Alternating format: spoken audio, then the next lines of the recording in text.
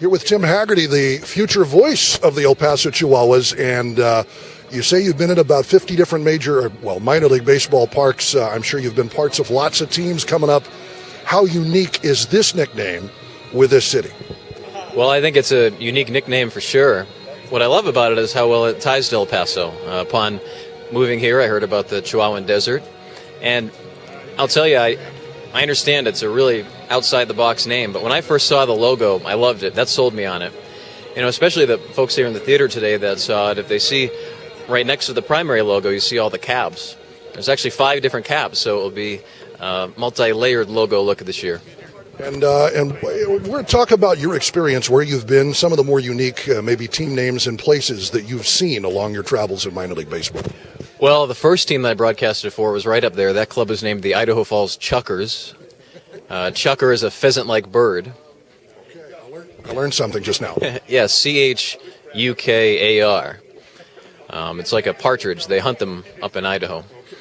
And similarly, at that time, actually, the club was named the Idaho Falls Padres, and they wanted their own look, their own brand, and they unveiled the Chuckers. And I think similar to what's going to happen with the Chihuahuas, by the way, it feels nice to be able to finally say that out loud. Our staff's been keeping it in for days. But I think you're really going to see an interest in the Chihuahuas merchandise around the country. It's a fun logo. It's unique. And I think it's going to be something that baseball fans all around enjoy. Well, we've seen lots of different team nicknames. It's kind of a trend, especially in minor league baseball.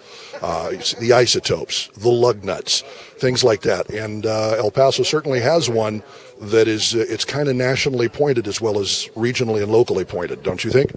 Yeah, it's funny you bring up the Isotopes. Of course, that's the nearest geographic rival to the El Paso Chihuahuas. So that's really going to be fun to watch. Isotopes come to El Paso this year. Of course, I'm sure we'll see a lot of Isotopes fans come down.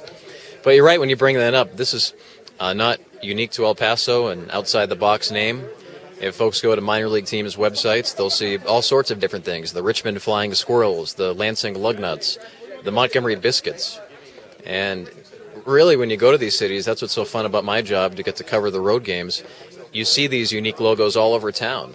It's so much a part of their community. When you go to Albuquerque, I see Isotopes cabs everywhere. I see the billboards. One time I was at a restaurant, and they actually have their own brew of beer, Isotopes beer. So I think that you're going to see Chihuahuas really blanket the city the way that Isotopes does Albuquerque. And let me ask you, because there was or is obviously controversy surrounding the nickname here.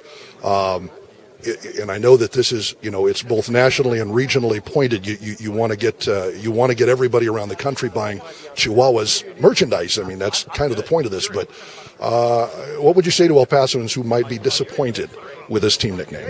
Well, I think Alan Ledford, the El Paso team president, said it best on stage today.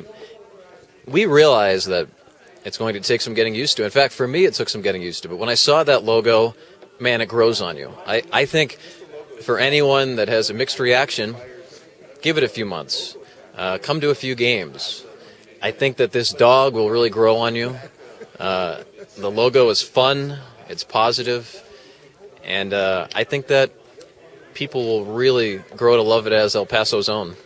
Okay. Thank you very much, Tim. We appreciate your time. Yeah, nice to meet you, Duke. Pleasure to meet you. And we look forward to hearing, once again, Tim Haggerty of the El Paso Chihuahuas.